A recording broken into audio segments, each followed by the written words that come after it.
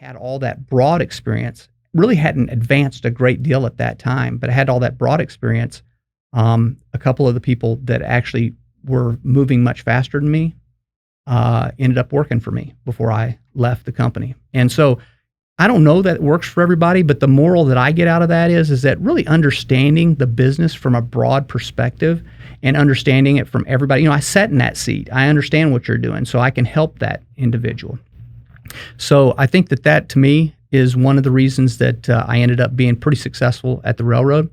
Brent and I started the other business, like I told you, the 3 different cities that we started with a guy I graduated from MBA school with, the Neely School in TCU, and he had asked us to get started in the Texas area. That's how we did the Tulsa. That's how we did Fort Worth, and then we got Louisiana and Oklahoma. Welcome to Winning Strategies Playbook, the podcast where we welcome business leaders, CEOs, and industry experts to discuss the rise to the top, building wealth, and real estate insights. Here's your host, Jeremy Spann. Welcome to Winning Strategies Playbook. For more information on this podcast and show, go to www.myexperiencedrealtor.com.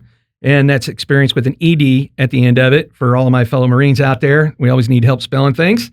And when you go there, click on podcasts, and you can download these episodes on Spotify, Amazon, iTunes, YouTube, and you can also click the read more on our current guest today, David Hargrave. How you doing, sir? I'm good. Thanks for having me, Jeremy. Man, I really appreciate you being here. And as usual, for the audience that listens to these things, knows that my father-in-law has demanded I do jokes, and so I purposely picked the worst jokes, so that way when he's listening to it, it annoys him. But knowing you, I think you'll appreciate this a little bit. What is the difference between a northern zoo and a southern zoo? You got me. A southern zoo also has the description of the animal on the front of the cage and the recipe. I actually have heard that one, but it took me a while. Yeah, hey, I tell you, that joke hit a lot better than the one I did with Mike before you coming in, because I bombed on that one. Like, it was so bad that we may even have to cut it out, because it was like, I don't even think I got it right. So David, appreciate you coming here. And for the audience to understand the relationship that David and I have, is David reached out to me 9 months ago? Yeah, a year to 9 months. Yeah, 9 months ago. Said, hey, I got this very, very nice house and I need it sold. And I researched you guys and found you, and you guys seem to be the best, so want you to do this. And David, knowing that the size of this house was probably going to be one of the bigger ones that were ever sold down there. Mm-hmm. And so that comes with a lot of challenges. And so along the way, David and I got to know each other, learning more about him and his business, us trying to do our best to develop trust with you to focus on your financial interests. And then once we got it done and David didn't send a hitman after me because I did something wrong, I was like, hey, want to come be on my podcast? And so David, man, talk to the audience and tell them just kind of at a high level, what is it that you do presently, and then we'll dive in and talk about the journey to get there. Sure. Yeah. Sounds good. First off, I got to say, we met through that 9 months ago, maybe a year ago, but we didn't list it until several months after that. I think you guys only had it for 45 days to 60 days. I know this isn't a spot for you, but but 45 to 60 days later, y'all had it sold because we didn't list it immediately. Remember? Yeah, that's right. And so, yeah, no, I appreciate that. David Hargrave. I have 5 children, 3 stepchildren and 2 from a previous marriage. I am currently running a company called Powerhouse Retail Services. In October of 2019, we had started the company in 2005, and through 2019, we had done about $300 million in revenue in 2019, and private equity came in and purchased us. Private equity, we wanted to keep as much of it as we could. They wanted 85%. We gave them 52% of the company. So we were really still bullish on the company.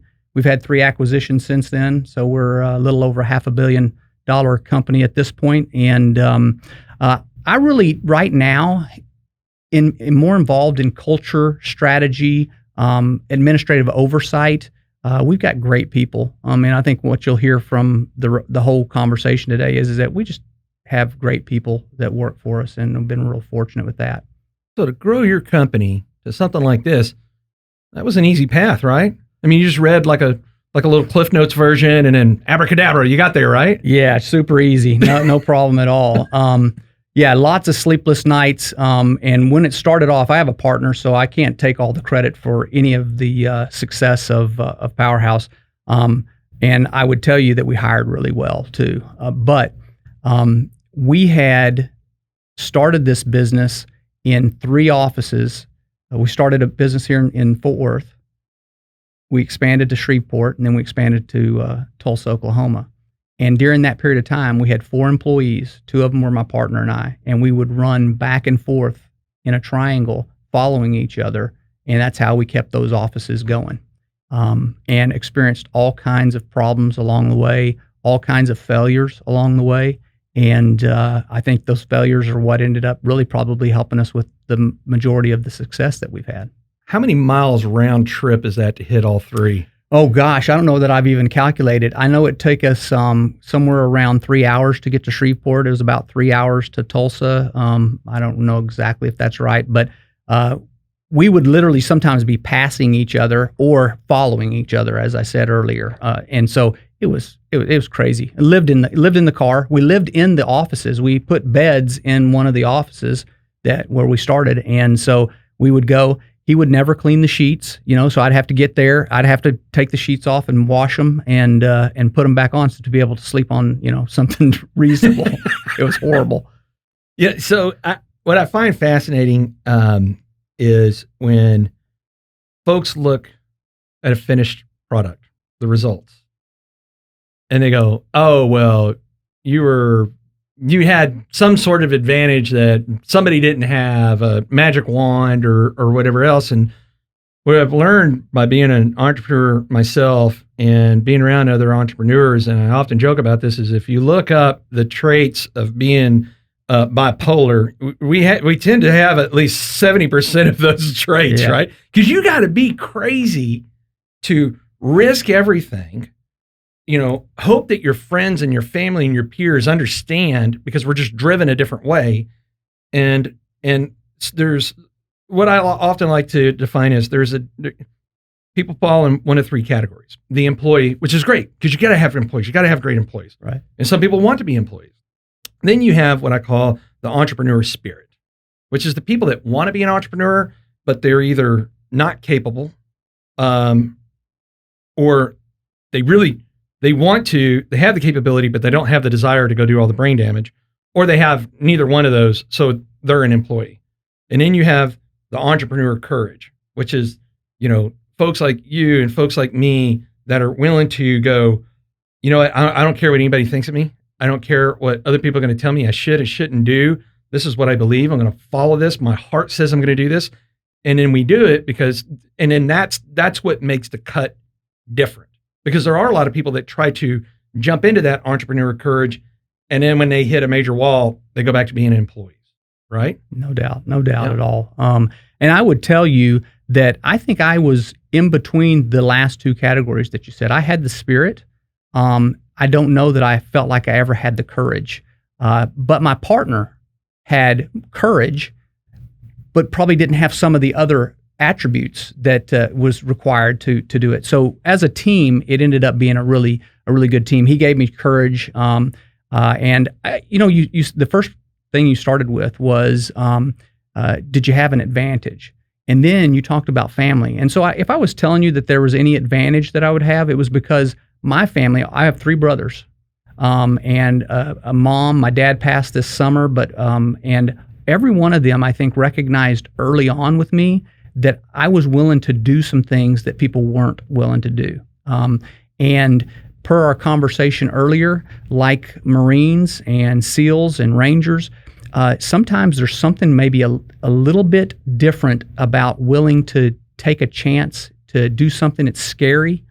I've been able to, I'm as scared as everybody. I've always been just as scared as everybody, but I was willing to actually take on the task and go against bigger players and being willing to lose. Can I tell you a quick story? Absolutely. So when we bought an Albertsons, was our first big purchase that we cleaned the Albertsons out and put our offices in there. And we probably had 30 people in 55,000 square foot property.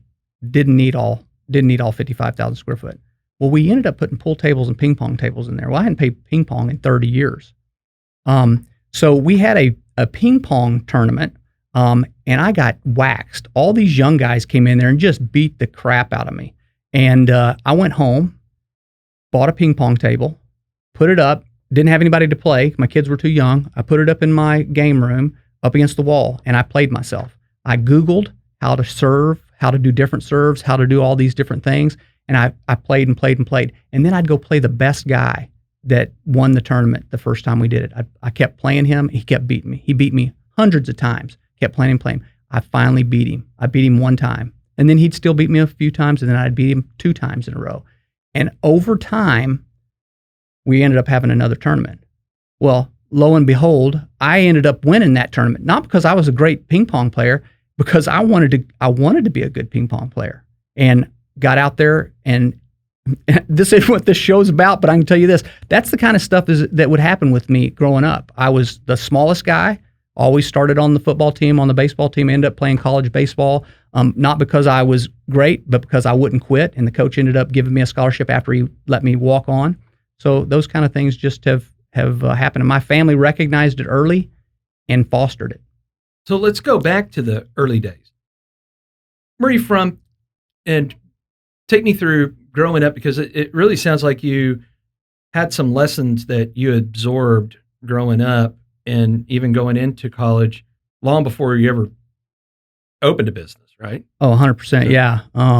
So I was born in Houston. My dad was graduated from dental school, but he was a dentist in the Army. And so he was in Colorado Springs. And so we moved to Colorado Springs for a short period of time. Then he was based here at Carswell Air Force Base. So this is 1966 is when I was born. My younger brother was born at Carswell Air Force Base in 68. My 2 older brothers were born in Cleburne, Texas. And I'm so fortunate that I had 2 older brothers who were very athletic and great examples for me. So early on, we competed. That's what we did. That's in everything. We just competed in everything. And I got beat a lot because I was number 3, right? So 1 and 2 would always beat number 3 and number 4. And so I learned early on, it's okay to lose if you continue to try. It's not okay to lose if you take your ball and say, I'm going home, and that's it. And so we didn't get we didn't get hard. We had lots of fights and we had hard feelings, and there was, all kinds of things that happened. But the fact is that I think I learned more from my 2 brothers really pushing me to be better than anybody. And my dad was there too. Certainly my mom and dad were very encouraging about that. So that gets me to Fort Worth, Texas, right? So Fort Worth, Texas, my dad started his dental practice after he left the Army. And we were here in Fort Worth. I went to All Saints for a very short period of time. My dad said, nope, we're not city people. We're moving out to Crowley. So we moved out to Crowley. My dad got on the school board because he was worried about the schools out there. As you might remember, the Crowley schools were great for a number of years. And my dad was on the school board there for 24 years, had a school named after him, the 9th elementary school that went into Crowley. And just small town, 2,000 people in Crowley. This was way before North Crowley was there. And very small, rural, played all the sports, knew all the people, hunted, fished, just did all that kind of stuff growing up and with my brothers. Went to Baylor out of high school, and with my partner business partner, he and I had known each other since 2nd grade. His name's Brent Teeter, and he and I went to Baylor. I went to Baylor, walked on, didn't make the team, went to junior college the next year. Played 2 years of baseball in junior college. And during those 2 years, I played over 300 baseball games I was good enough to play junior college ball. I wasn't good enough to play at Baylor. But I played 300 baseball games in 2 years. If you're no good at baseball and you play 300 games, you're going to get a little better. Definitely going to get a little better. I got good enough that TCU recruited me. I got a full ride tuition scholarship to TCU, and then I married, had 2 kids, incredible kids, doing great right now, all on their own, and then worked for the railroad. And this is where the luck comes in. I worked for the railroad, started at $30,000 a year. I had an American Airlines offer coming out of graduate school. I didn't tell you, at TCU, I graduated with a psychology undergraduate degree, and I got my master's, went back and got my MBA immediately afterwards. I wouldn't advise that. I would advise you to go get some real world experience and then go get your MBA. But so once I graduated on a Saturday, and on Monday I started my job at the railroad. American Airlines had also offered me the same exact salary, but wouldn't give me a relocation fee. Even though I wasn't relocating, they usually would do that. BNSF gave me Burlington Northern gave me a relocation fee. So really, for about $1,500, I made a very good decision, and it was literally based on $1,500 at the time.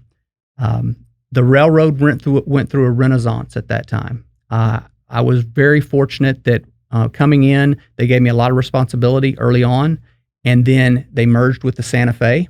Once the merger happened, a lot of the guys who'd been there for a number of years left their jobs. That left spaces for guys like me to jump in and fail a lot and get experience in doing things. So once I had some experience, it's interesting because I didn't go from one position up the chain. There's a lot of guys I came in with, and a lot of ladies that I came in with, who came in and moved up very fast in the organization. I went across the organization. I started in sales, and then went to marketing, and then went to finance, and then I went to operations, and then I went to network center in the IT area. What is interesting is, after I had all that broad experience, really hadn't advanced a great deal at that time, but I had all that broad experience. A couple of the people that actually were moving much faster than me ended up working for me before I left the company. And so I don't know that it works for everybody, but the moral that I get out of that is that really understanding the business from a broad perspective and understanding it from everybody. I sat in that seat. I understand what you're doing, so I can help that individual. So I think that to me is one of the reasons that I ended up being pretty successful at the railroad. Brent and I started the other business, like I told you, the 3 different cities that we started with a guy I graduated from MBA school with, the Neely School in TCU, and he had asked us to get started in the Texas area. That's how we did the Tulsa. That's how we did Fort Worth, and then we got Louisiana and Oklahoma.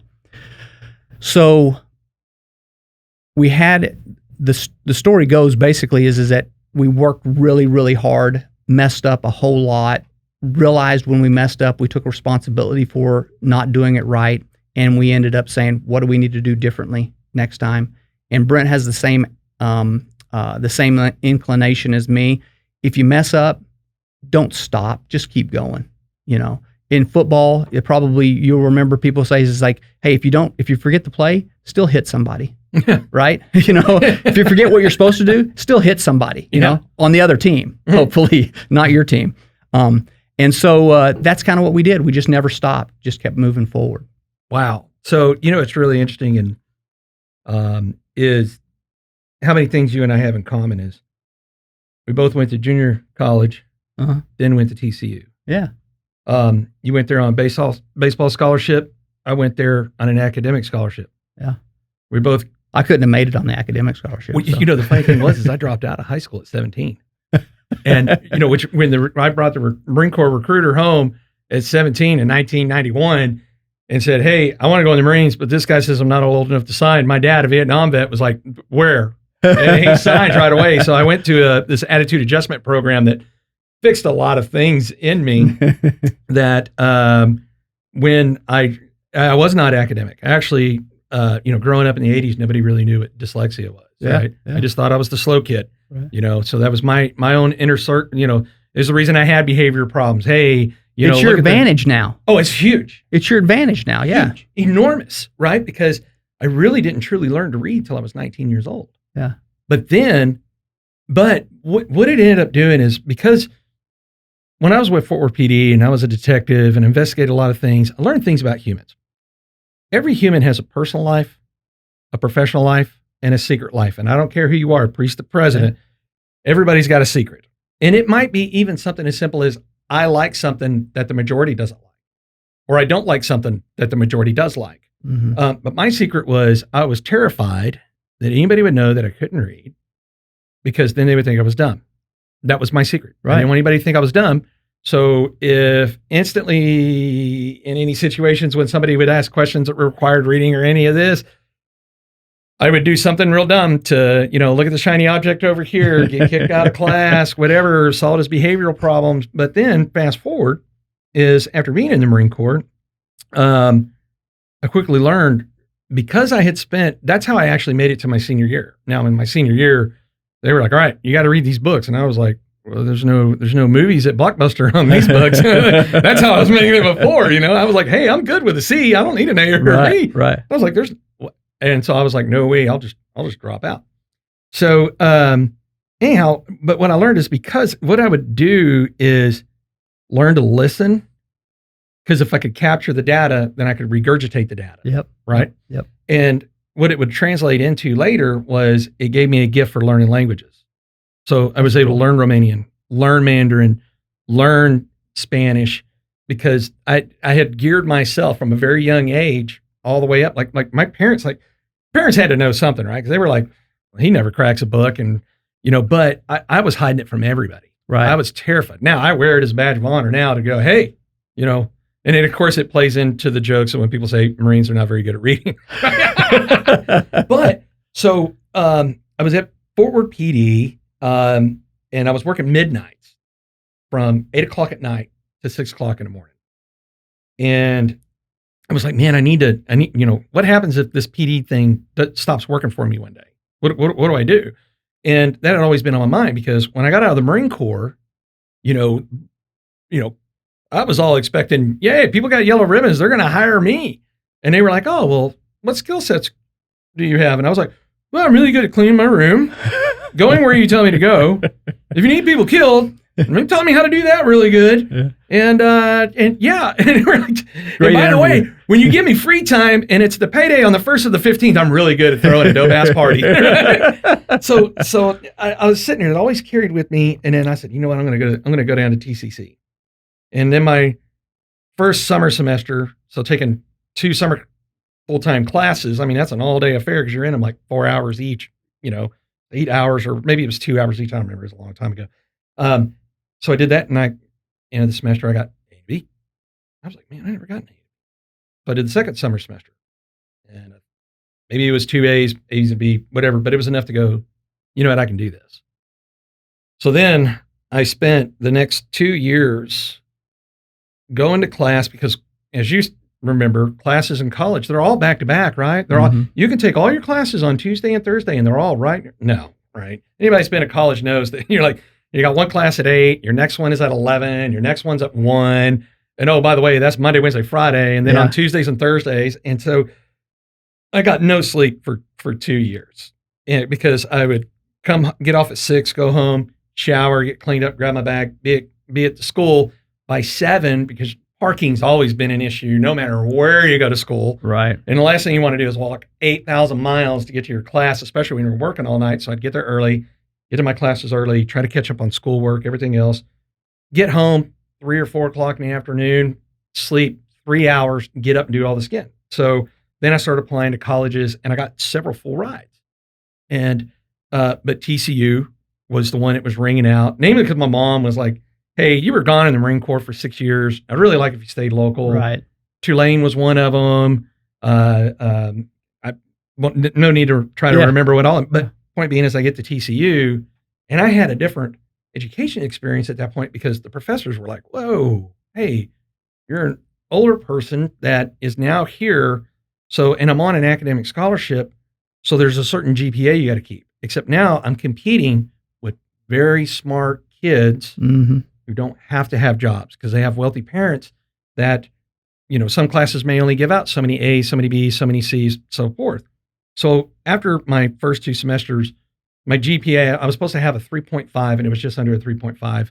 And I was terrified because the contract for the scholarship said, you'll lose your scholarship. So I go in and see a guy named Mike Scott who runs the finance department over there at TCU. He kind of laughs and says, look, that's really to make sure kids just don't come here and blow it out of the water and just party. He goes, you're a full-time cop working midnights and you're still keeping this GPA? He goes, man, that's pretty impressive. Yeah. Long story short, I go and then I graduate. So you and I went to junior college. We didn't go to TCU directly, but then later, both of us, not at the same time, went back to get our MBAs there. Yeah. Yeah. And it was kind of funny. I don't know if we ever made that connection before. And if we didn't, I'm surprised we didn't as much as I talk. Right. That's really cool. Yeah. It is.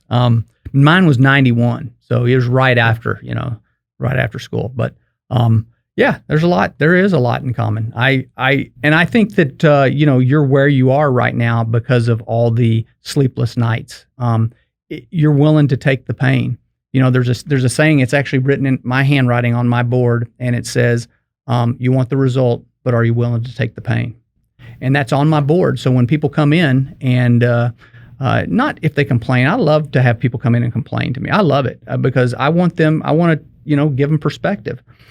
But there's some people who come in and say, I thought I'd be here. I thought I'd be doing this. It's like, you want the result. Are you willing to take the pain?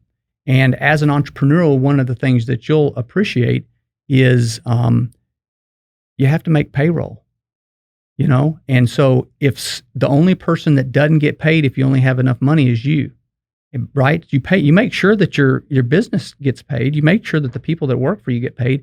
And I don't know how many times every week we would end up going, okay, we're not taking anything this week. That's just, we want the result. So we're going to have to take the pain. Yeah. And so that's just kind of how it is when you're an entrepreneur. And now we're fortunately at a different spot now, but it's like that for years. It's not like it switches. You said you said earlier something about once you get to that spot, people don't realize what it was like before, but once you're there, they just think, oh, it just happened.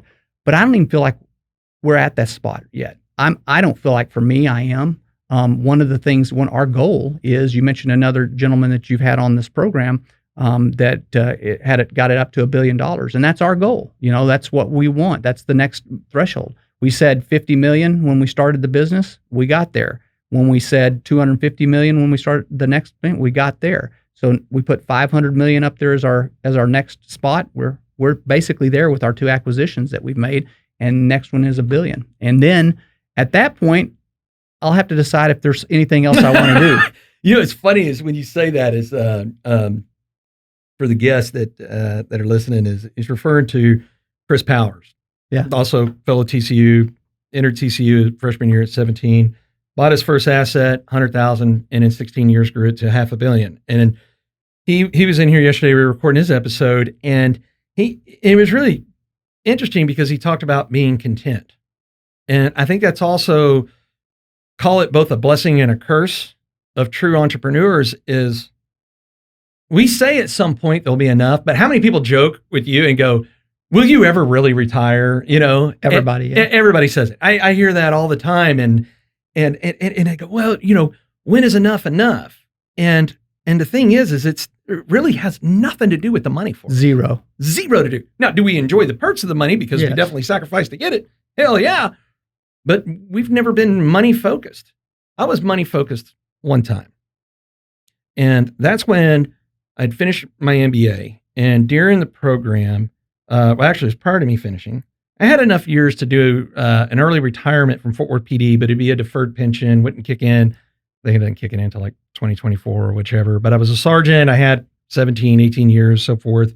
And I was recruited by a fellow MBA alum who's a retired Marine Corps colonel that said, hey, I want you to come work for me in this commercial real estate investment firm that's very entrepreneurial, doing something different, Turns out it was all bullshit,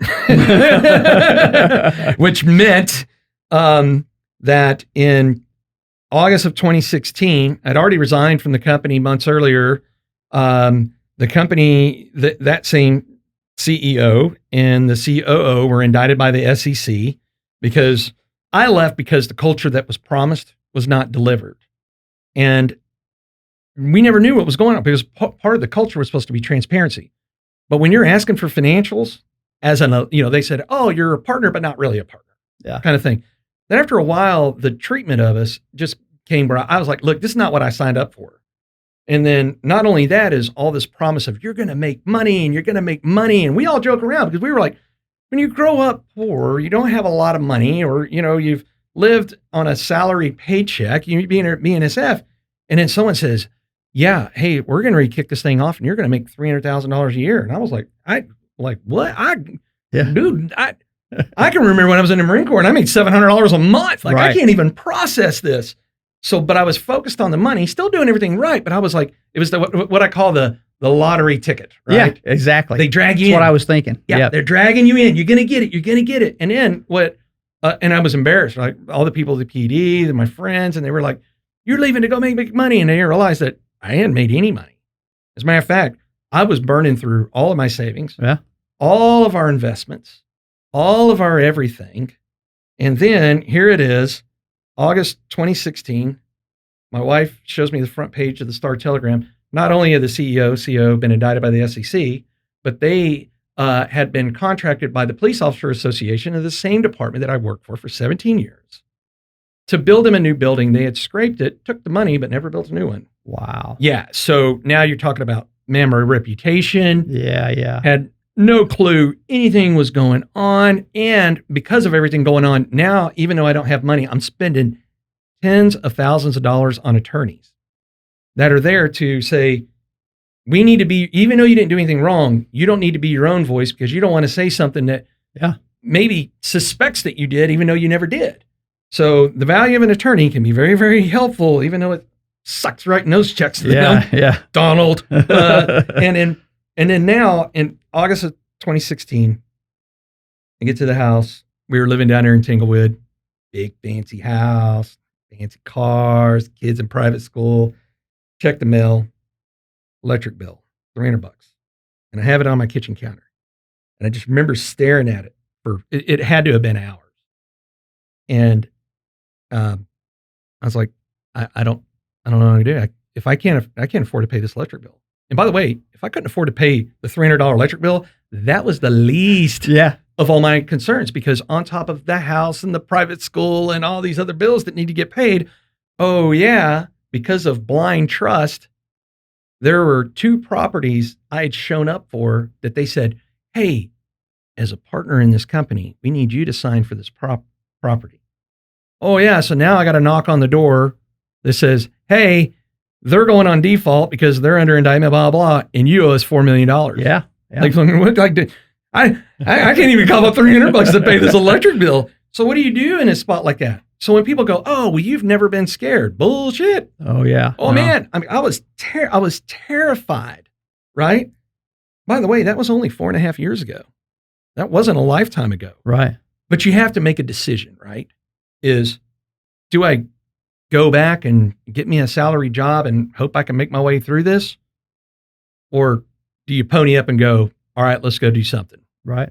And actually, my wife, as you well know, Laura, my business partner, who's like when you mentioned earlier, hey, the key to, if you have a good business partner, man, that's so key. And here it is. She looked at me and she says, you know what? We should go in business together. I was like, hey, you always say that I lost my hearing in the Marines. I think you're the one with the hearing problem. Did you hear what I've caused? I mean, like, if I were me, I would leave me. And she says, no, because there's nothing wrong with your heart. There's nothing wrong with your integrity. There's nothing wrong with your intentions, but your judgment is wrong. And she goes, but I have good judgment. You have everything else. Let's go do this.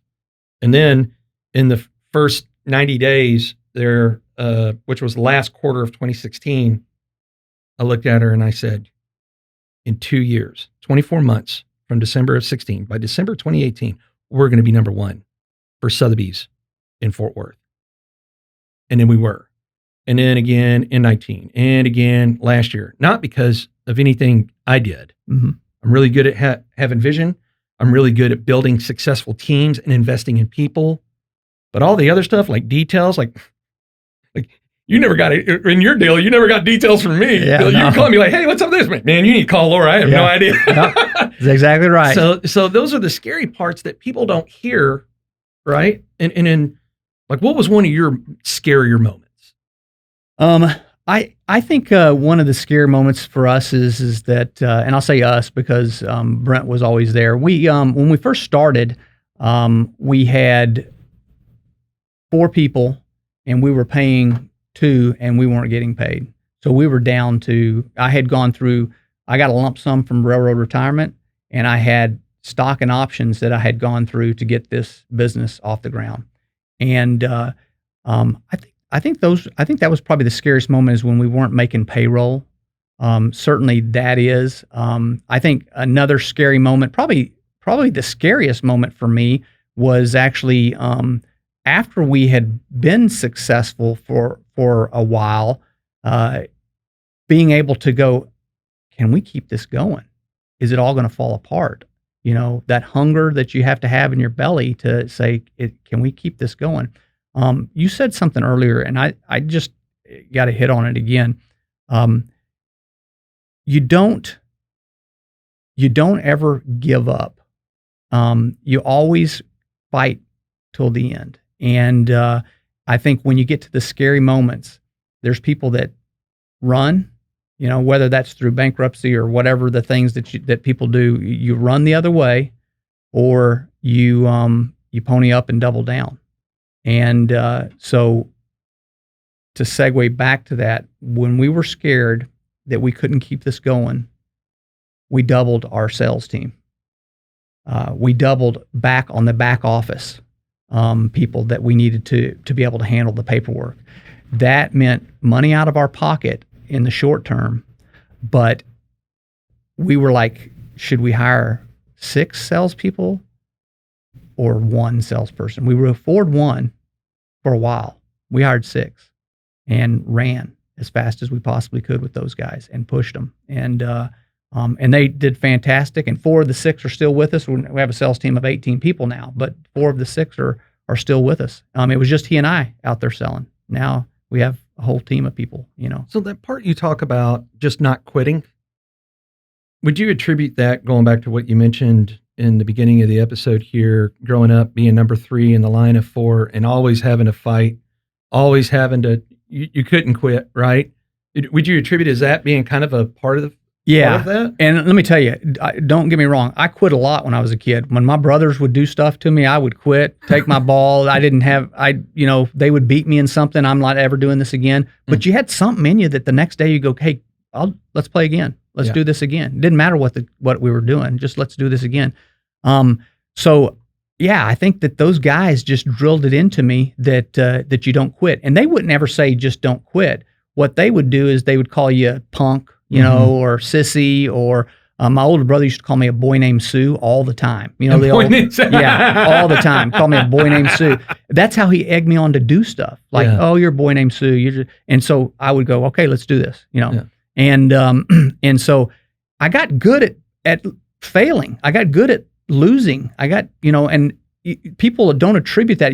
There's 2 kinds of losers, right? The one that goes, I'm a good loser. I'm just going to always be a loser. And there's, I'm a good loser, but I want to get better. I don't ever want to lose again, you know? And I got real fortunate with my brothers because they pushed the heck out of me. And I attribute a lot of the personality characteristics that I have from a competitive standpoint. We took this test one time at Powerhouse. We had guys come in, you know, the guys who do the football test. It's called the something locker. It's an IQ test that football players take. I can't remember the name of it.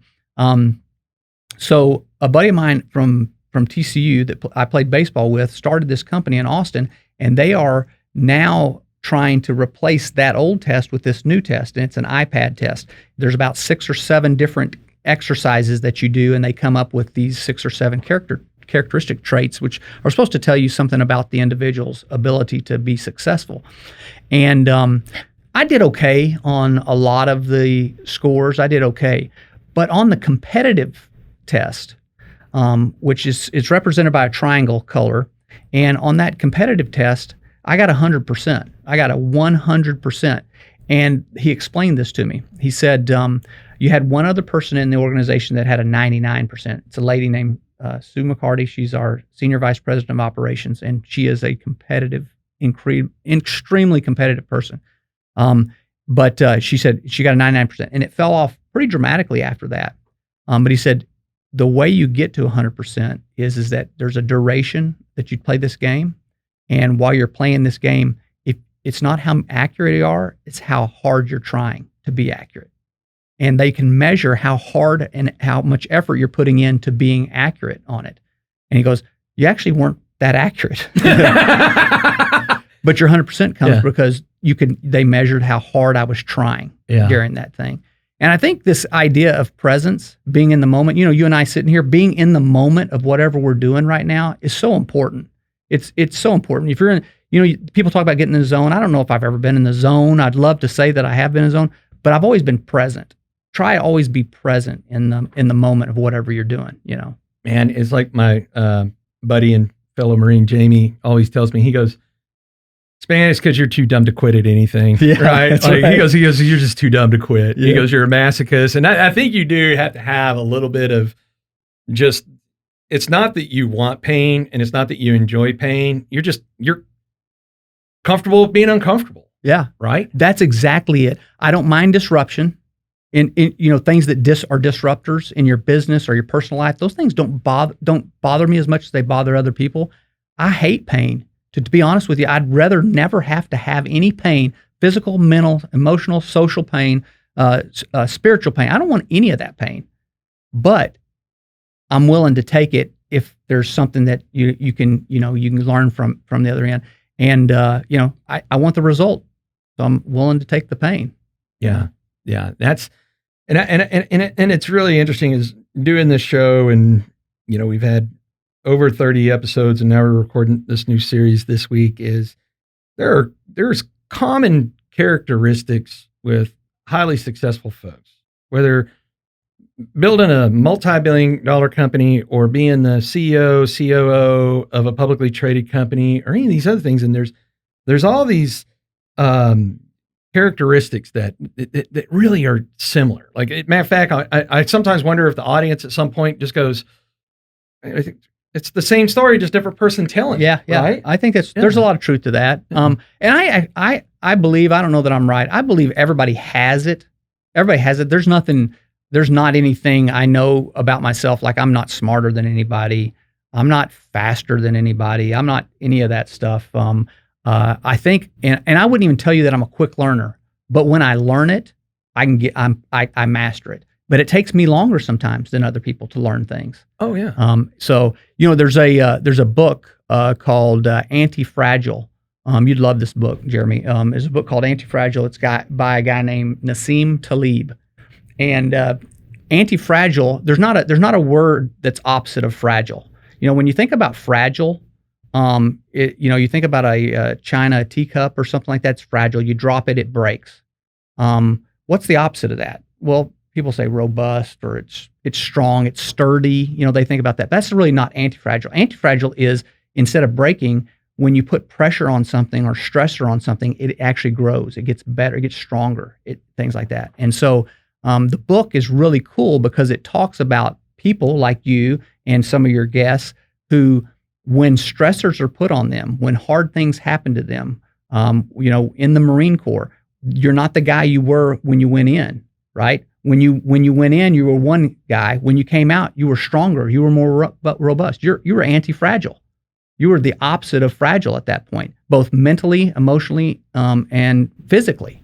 And so his take on it tends to be more from an investing standpoint, how to make sure that you're anti-fragile. You grow when pandemics happen, and it was written way before the pandemic. Although if you read his predecessor book, which is the Black Swan, the Black Swan, was basically a prediction of things like the pandemic, the COVID, being prepared for those kind of things. So I think there's a desire to be anti-fragile. It's not something that it's in your DNA, and it's not something that gets fostered by anybody except for maybe two older brothers. It gets fostered by people like that. And you don't think about it. Like, I'm not trying to get stronger and less fragile. You're not trying to do those things. You just see a goal and you're just wanting to achieve it, Yeah. And you really hit on something really interesting, is like being able to focus on what you can control and what you can't, right? So I can't control if I'm in a group of people and I'm not the fastest. I can't control if I'm in a group of people and I'm not the strongest or not the smartest or not the shiftiest or anything else. I can't control any of that. But what I can control is I'm willing to work harder than you. Yeah. If you're going to get up at 6, I'll get up at 5:30. If you're going to get up at 5, I'll get up at 4:30. At some point, I'm just never going to sleep, right? That's the one thing I can control, because I know that you might be able to do a lot of things better than me, but you're not going to outwork me. Dwayne Johnson, The Rock, talks about it. Hey, you're not going to outwork me, because here's the deal: is you're going to try to outwork me because you are stronger, faster, smarter, and all that. But man, I'm determined. Right? I have something you don't have, which is you're not going to beat me mentally. Right. That real estate between our ears, which you get to control, believe it or not, that is what a lot of people don't understand. It's that mindset. Like we were talking Dwayne Goggins, right? Yeah. I mean, talk about mindset, that you're not going to beat me. The reason I'm going to win is because eventually you're going to get tired. Yeah. Yeah. And then that's when I'm going to beat you. And it's kind of funny. It takes me back to when I was going through the police academy. And I grew up boxing. And so I knew I had some skills in boxing, and then we were going to the police academy. And back in the 90s, the purpose of boxing was they're going to put you in there, you're going to box another one of your classmates, and then after you box a couple of rounds, they're just going to keep pumping people in there until you get beat. Point being is they want you to realize you're never out of the fight, right? You may have to fight for your life being out here on the streets. And so I had actually picked another, so they come in, there's 30 of us. 22 of us are vets. I think out of the 22 of us that were vets, 15 of us were in the Marine Corps. And it comes in and it says, who's got boxing experience? I raise my hand. Nobody else does. And he goes, okay, we'll give you the luxury of picking whoever you want. So actually I picked the biggest guy in class, right? Greg Jones. And he does. He's much larger than me, and he is fit, right? And I totally talked shit to him for a week. I said, I can't lose here. And he goes, no, you're going to lose. And I says, no, there is no losing. If you beat me, I got beat by the biggest guy in class. Mm-hmm. If you get beat, you got beat by the one with the loudest mouth. And you're going to have to live with that the rest of your career. And so he was like, whatever. But after a week, psychological, right? He's like, man, if I do lose against this loudmouth son of a bitch, I'm really, like, that's going to follow me my career. And then it comes the day that they put you in there on the speed bag, which is really about a technique. So he's a big guy. He's taller than me. He's bigger than me. And he's, and I'm over there. And he tells me, this is later, he tells me, he goes, looked over and saw the speed bag. Okay. And he was like, oh, but he can't hit. So then they put you on the heavy bag, right? Of course, he's swinging this thing around. Uh-huh. He sees me get up there, and he tells me later, he was like, you weren't hitting it like I was, but man, you were hitting it pretty good. He goes, so now walking in, he's like, I cannot let this guy beat me. So my strategy was same mentality. I'm going to wear him out. And so they get us in there, they start you off head to head. As soon as they blow the whistle, I pop them with an uppercut, and then I just tuck in. And a good boxer knows how to tuck in because you can take hits for a long time. Right. Well, he's swinging away.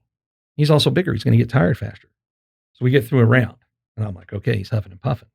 This time he's going to expect the uppercut again, so I'm going to fake an uppercut, and I'm going to hit him with a hook. So we get up there, they blow the whistle. I fake an uppercut, but I pop him with a hook. Look, both those shots weren't doing anything to cause damage, just there to piss him off. Yeah. Right? Yeah. Now, if I got lucky enough and hit him good enough and ring his bell, great. So now he's swinging. And as a matter of fact, we're halfway through the second round, and I'm smiling because the hits are getting lighter. Yeah. And it's not because he's trying to dance around. He's getting tired. Yeah.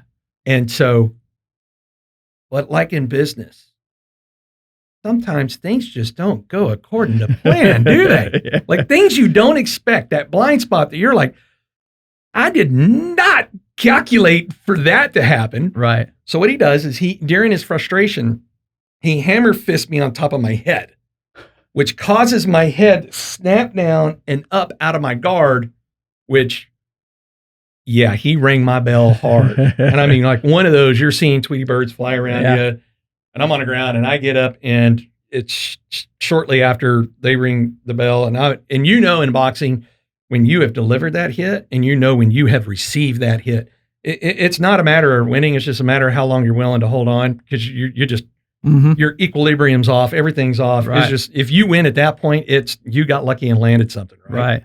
The other guy stopped, the other guy let his guard down at some point, right? So I'll never forget Bob Sutherland, who's been teaching out of the academy forever, was like, man, dude, this fight's yours. He's dusted. Go in there and get him. I said, no problem. Point me in his direction, because which one is he? Because I see like 50 of him. And of course, Greg spins the third round, dusting me across there. I mean, it was one of the better ass whoopings I'd ever had in my life. And at the end of it, people come up and they said, hey, why would you even do that? I says, man, I did it for 3 reasons.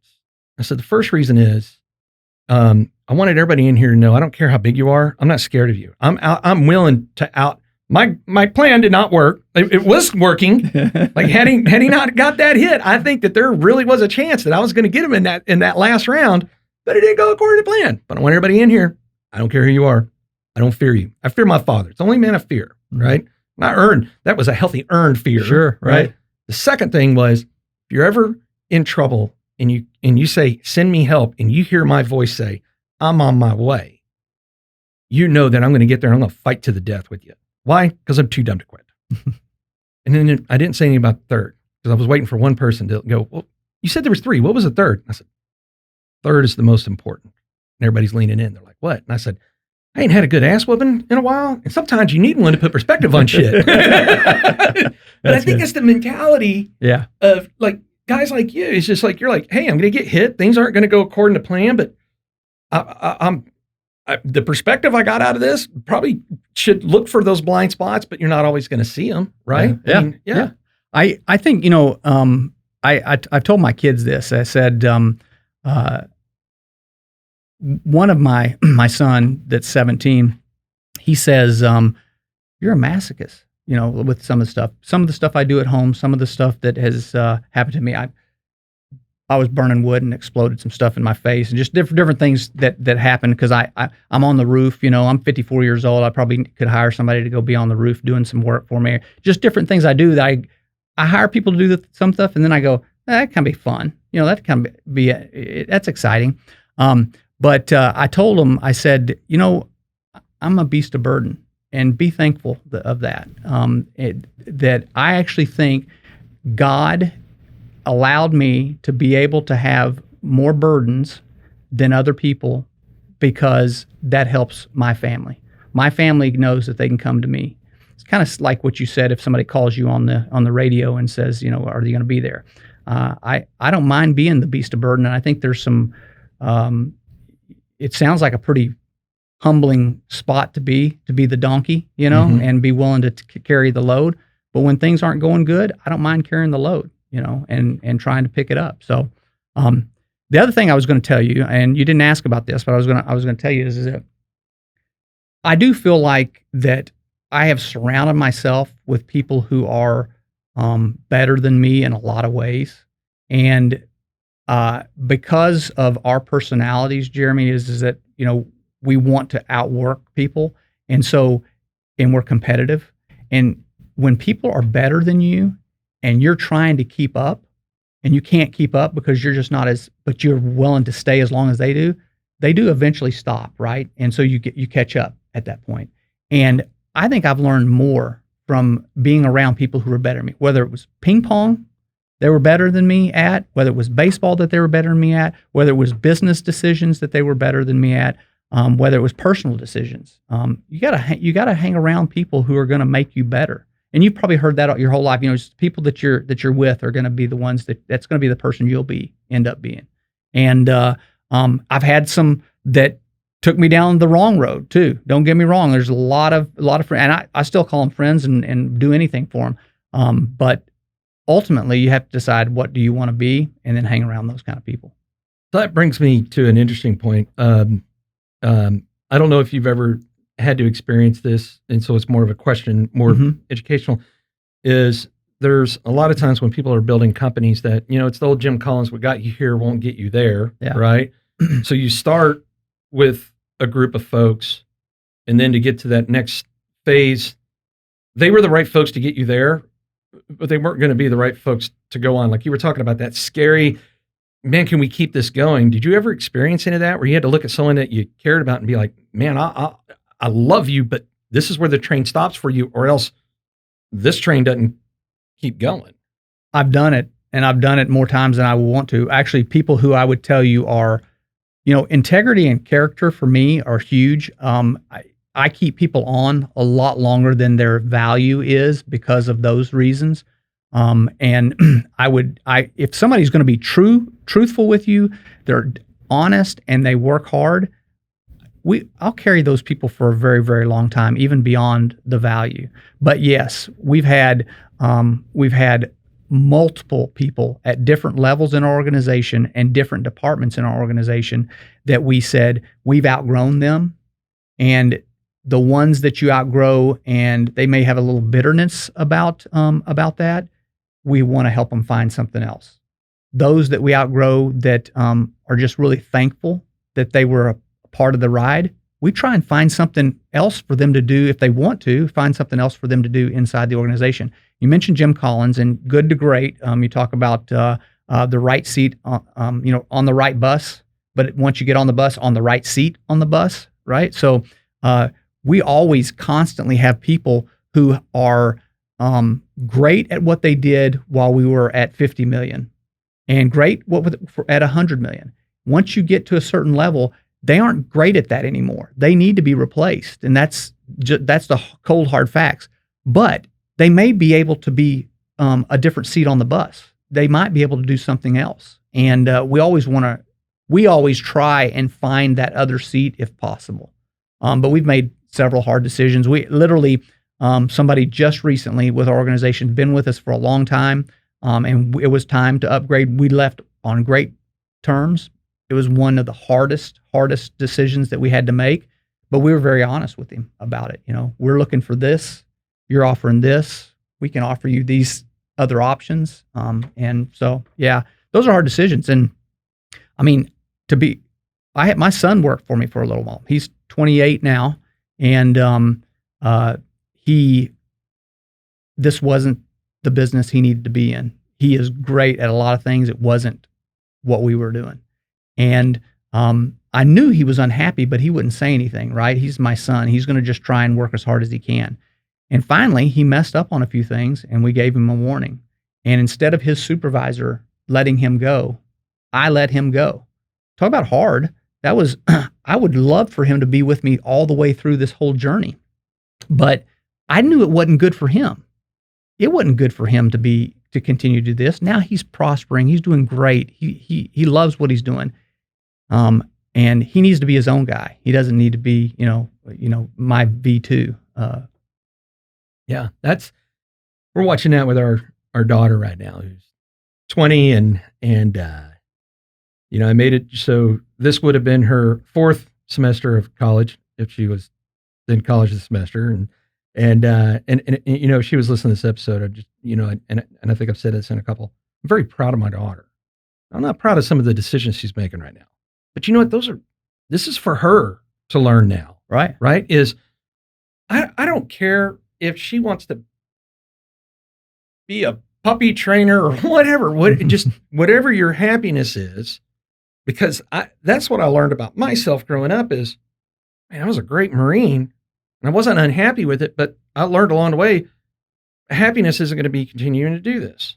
And then in the PD, I wasn't happy doing it. I was a great cop. I mean, when I decided to retire, I retired as supervisor of internal affairs at the 13th largest police department in the United States.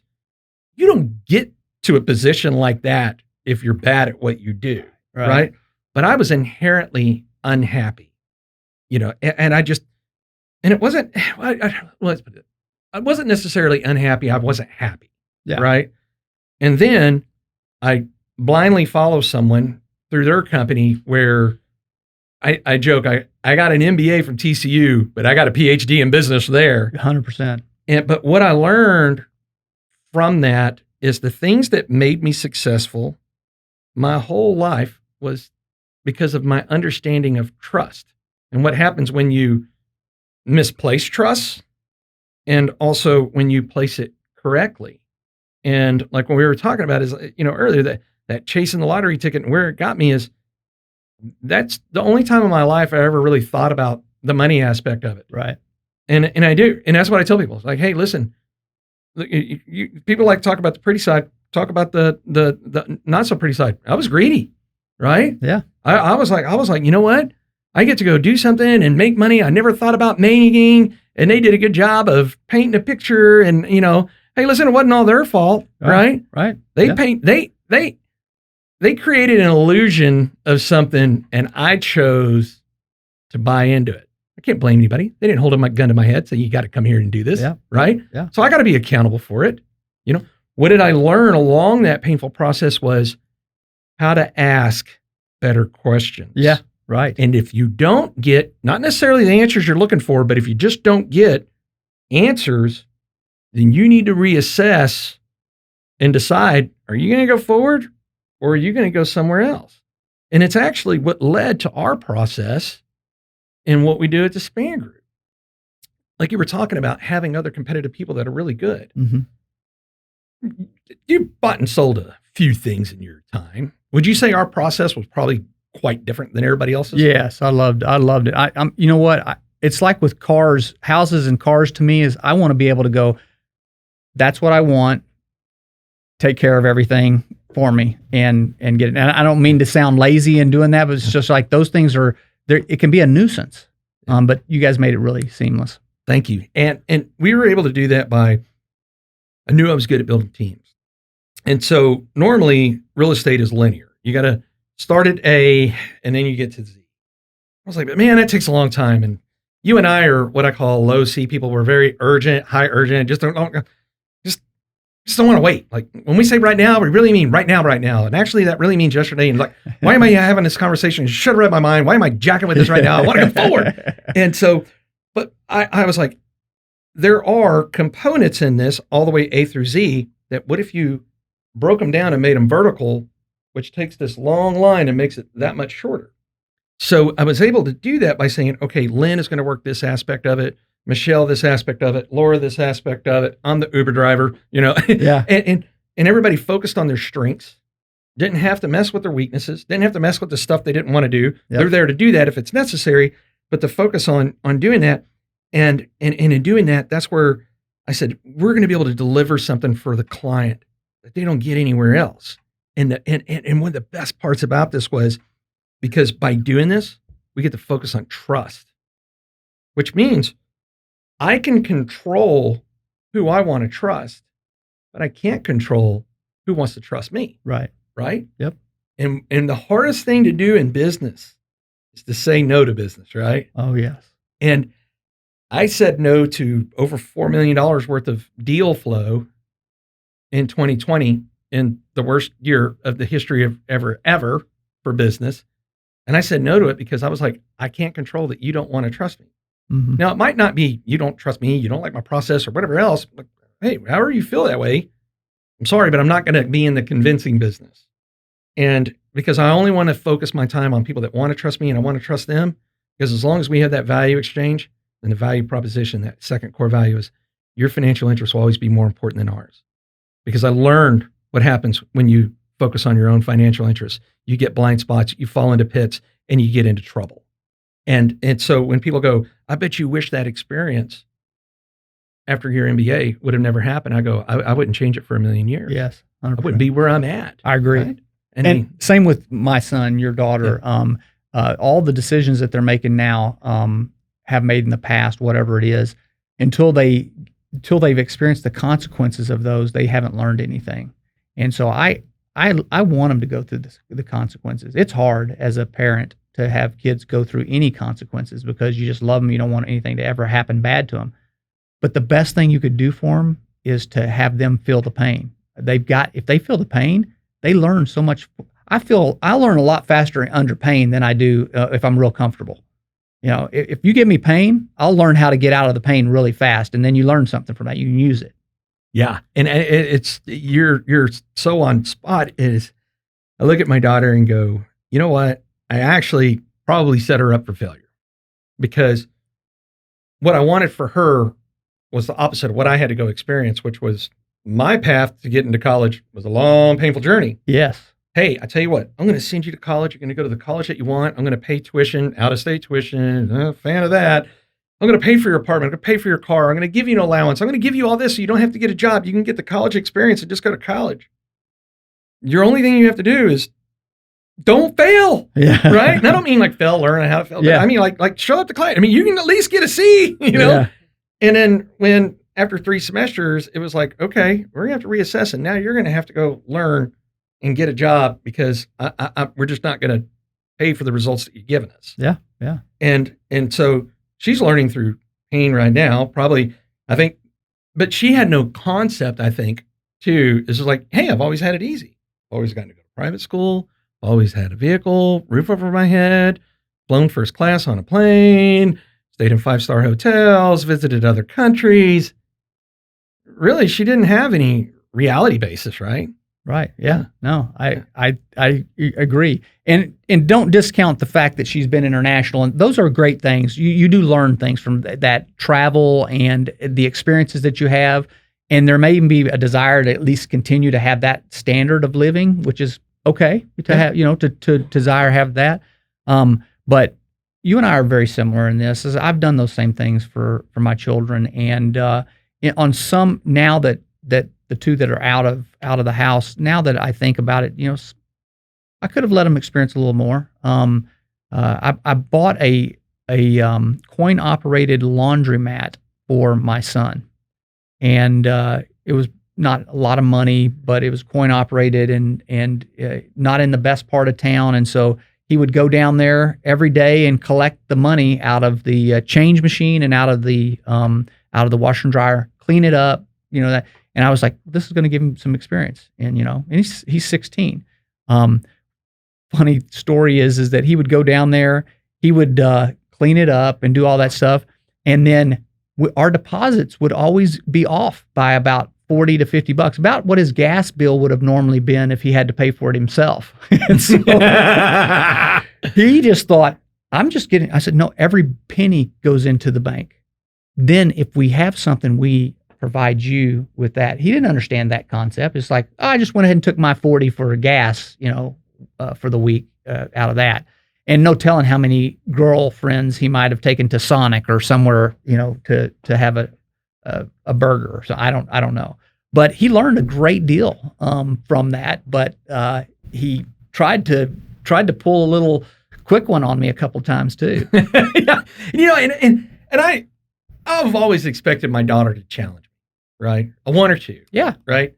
Now there's a difference between asking questions and then questioning, right? Right. Ask me questions, but don't question me. Trust me. You think you're going to sneak around and do this thing for the first time. Trust me. I've been there. Done it. Right. Done it. And so I want her to learn.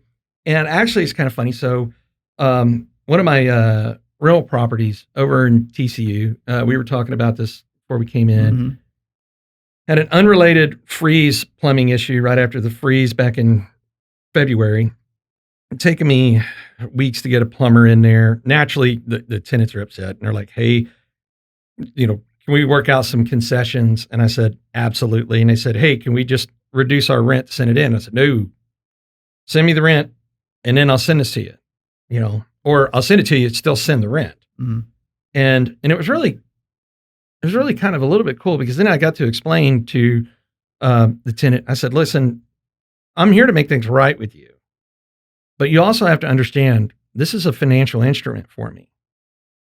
And until I don't owe any money on it, the bankers want to see my numbers. Now I can justify an expense, but they're going to ask me why was rent different this month than any other month? And why is it okay? Now, would the banker probably see it and have a one-up? Yeah, but I don't want to waste the time of having to do that explanation. Exactly. Yep. Revenue coming in, every penny gets deposited. Now, whatever you got to go cover, you'll go cover. And it's those little things that even being in the military and being in the PD, not having to live off of a P&L or a balance sheet, I didn't understand those concepts until I got out there and was just like, oh, okay, that's how that works. Right. Right. Yeah. Clean and simple. When it comes to financials, keep it clean and simple.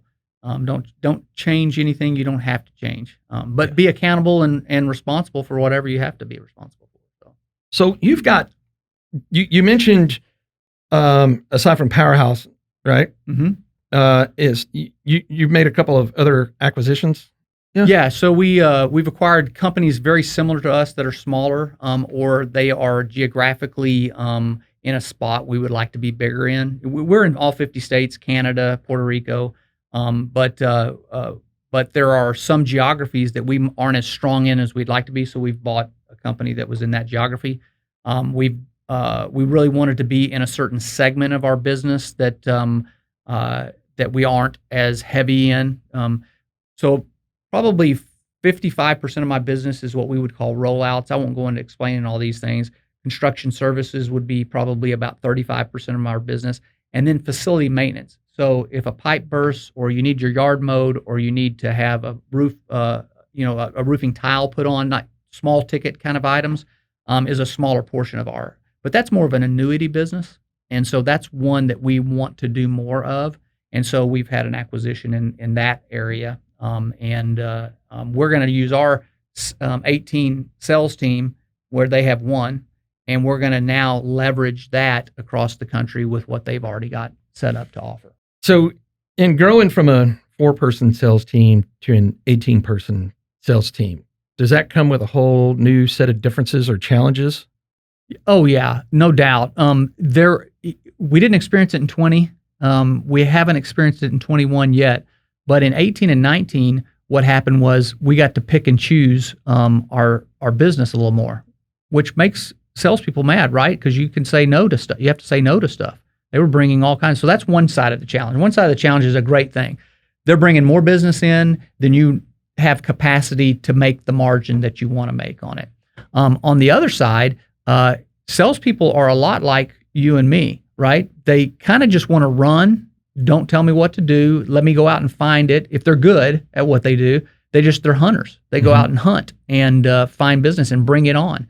And so having 18 personalities like that has all kinds of challenges, as you can imagine. It's we have about 780 employees at Powerhouse, and we have 18 of these Type A hunters. And I would tell you, not me, but our lead salesperson, head of our business development team, they probably spend 75% of their time just making sure that these cats are being herded and being heard, Yeah.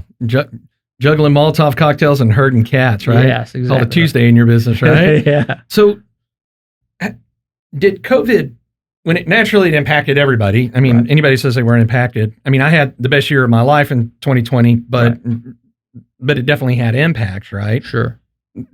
What kind of impacts did COVID have on So COVID we were capital spending slowed down in 2020. The Walmarts, the Targets, the Best Buys, these guys didn't spend what they had been spending in previous years. So that means our construction business was off a little bit. Our rollouts business, which is more special projects and it's that was actually did pretty good. Matter of fact, sneeze guards, if you go into any bank, any convenience store, they have plexiglass sneeze guards.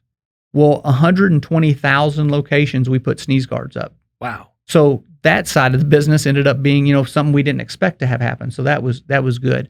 And then the facility maintenance, which was the one that we did the acquisition, it grew. It also grew. I would say we were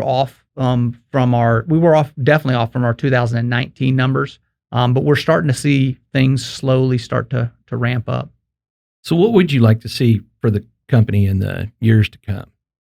I know that's an open-ended Yeah, but question. I want to see the folks who have been with us for a period of time that I've grown to know real well. I want to see them be very successful. I think we've set the organization up now so that they get to benefit a lot more from the success than it was in the past.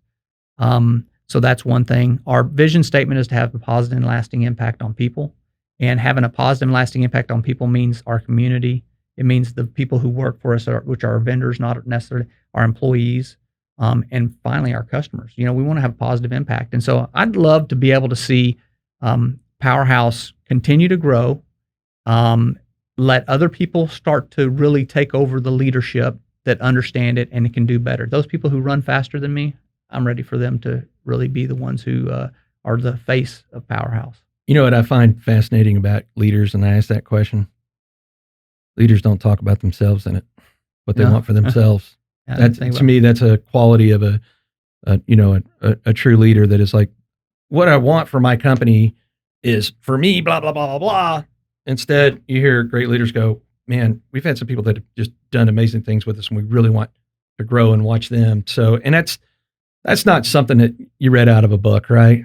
No. And to me, I don't even think about that as leading. To me, that is, you care about people. If you do want to have a positive, lasting impact and you really care about people, you want to see them get good at what they do and enjoy it. And you want them to have joy in what they're doing. Because what we've talked about this whole time, there's joy in the competition for me. There's joy in competition for you. I don't care what their joy comes from. You want them to have joy in it. And so if you care about them, you want them to have that. All right. And I normally don't ask selfish questions because the show is about the guests, but I'd be amiss, mainly because I want my team to hear this. It's more so for them. So this selfish question is this. You found us. Mm-hmm. We didn't find you. We never had met, never had any sort of connection.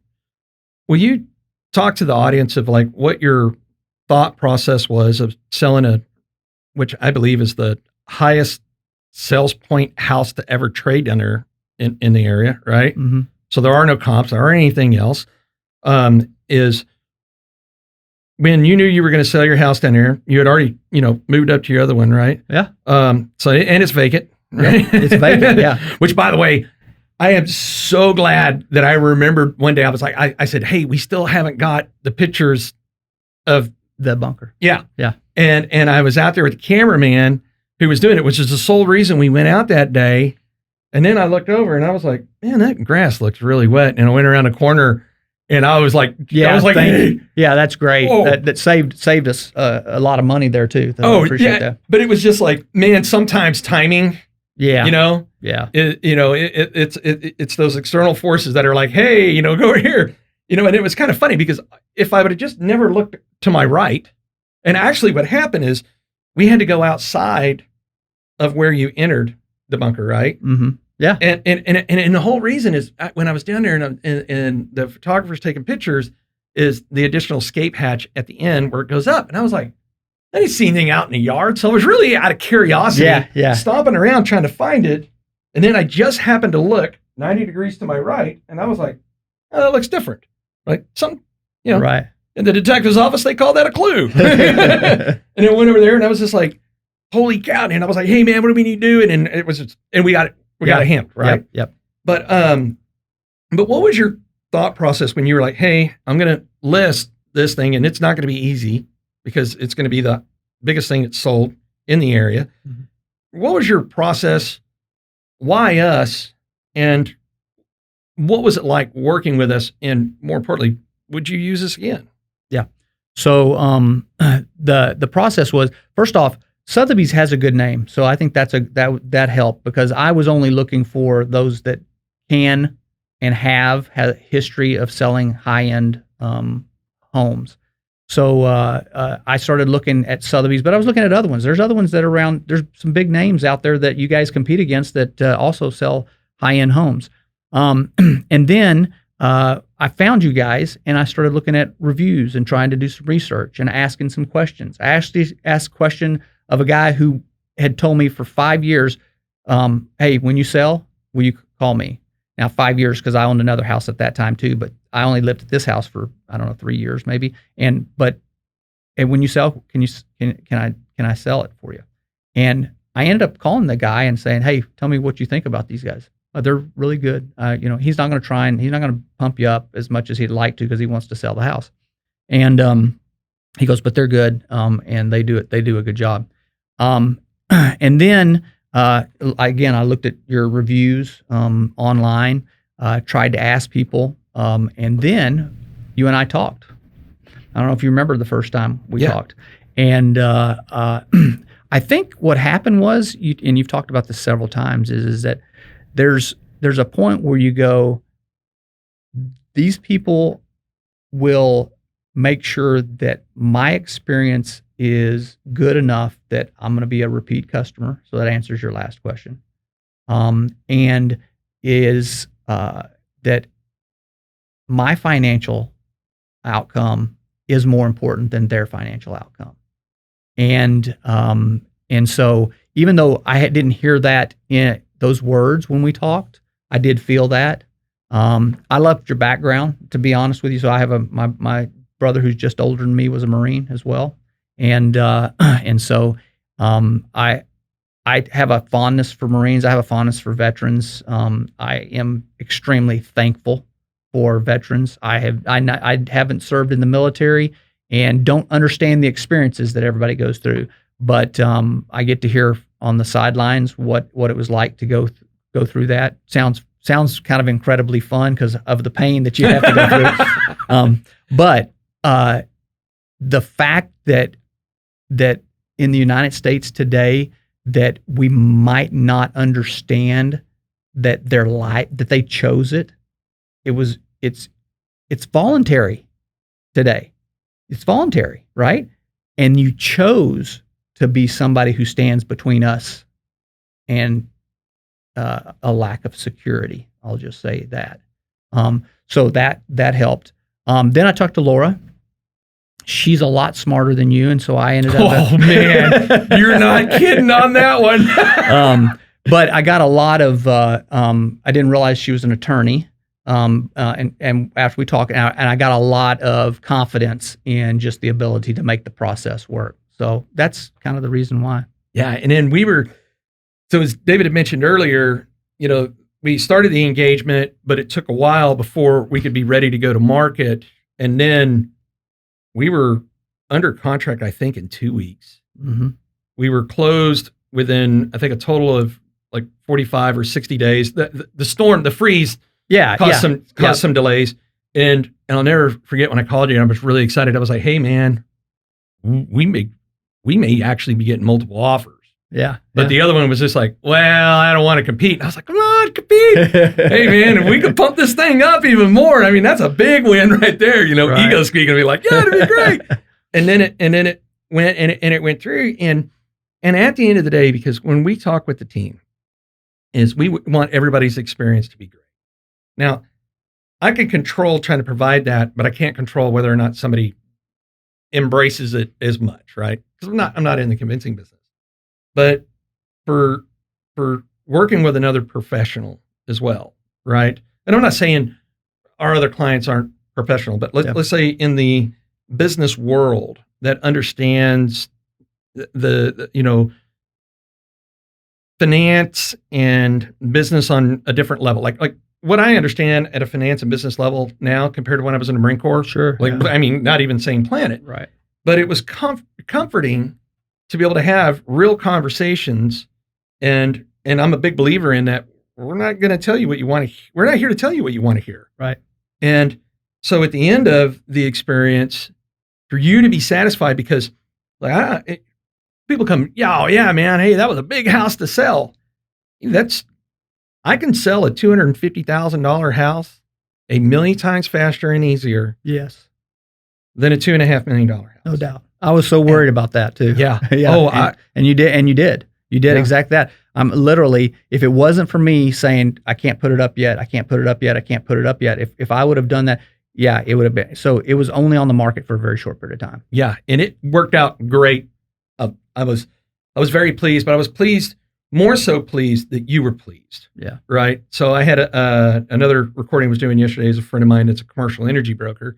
And he was like, yeah, I mean, I've built all these relationships, and man, if somebody comes and renews with me, but they just renew with me to renew with me, it's not as good as when somebody goes, man, I'm renewing with you because we have a relationship and I trust you. Yes. Right. And that's what it is for us. Is trust is the currency of business. It is. And I've learned through the harder ways of that. And to be able to, I mean, that was our biggest, that was the largest dollar sell one we've done. Now we've done other $1 million properties, $2 million properties, sure, and so forth, several in the last 12 months. But that was the big one. So of course the competitiveness in me was like, you were like, hey, do you think we can get this? And I said, I'll die trying. Right? Right. And I'm pretty sure we did. But I really appreciated to be afforded the opportunity to go prove our value to you, and then for you to have an enjoyable experience meant so much to the team. The confidence boost it gave to the team. Because look, I could tell the team they're great all day long. Right.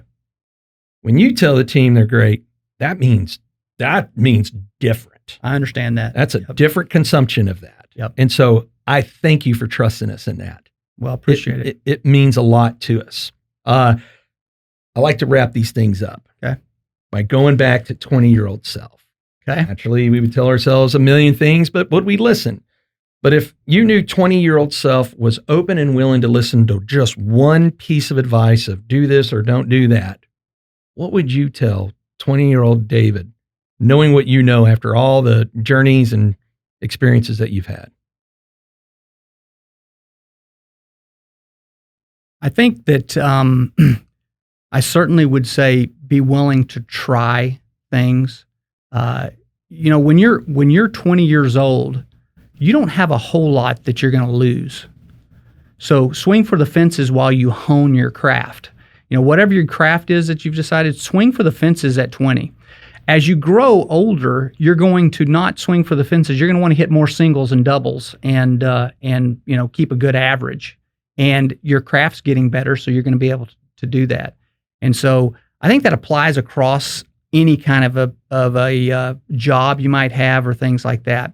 I would also say learn early on that if you really want the freedom and the pain, because that's what comes with entrepreneurship, you get a lot of freedom to do things, but you get all the pain as well. And it's okay if that's not what you want. Find what you want and be good at it. And it's okay to work for good companies for very, very long amounts of time. That's why we've been so successful here in America, because people are willing to go, hey, there's a lot of different types of skills and talents and things, and everybody needs to find theirs and do that. The other thing is that I guess the last thing I would say is that I would want them to understand the concept of that anti-fragile you and I talked about, that don't shy away from the pain. It's not going to kill you. It's there to teach you. And as a Marine, as good as anybody I can think of that, pain is just fear leaving the body, right? Mm-hmm. And so if pain's just fear leaving the body, then you're going to start to go, I got a little more courage. I get a little more courage, the more pain you can take. And so sound advice from a true leader in the entrepreneurial world. People want to learn more about you, your company. Where do they go? How do they find it? So Powerhouse is Powerhouse, www.powerhousenow.com. If they want to find anything about me, I keep a very low profile, so I'm not really on anything. You'll see me, some of the story that I told today on our website. And I think you learn about Powerhouse. You don't really need to know about me. You got the great people that you've developed over the years. That's who they really want to be talking with, right? I think so. Well, and anybody that missed that and you're driving down the road and you need the website, you can always go to www.myexperiencedrealtor.com. That's experienced with an ED.com. Click on podcast, click on David. go down, click read more. And David, thank you so much for coming in, my friend. I appreciate it. Thank you. Yeah. Thanks for your time, man. Appreciate you. What'd you think? Have you done these before? I've done not these. We've done some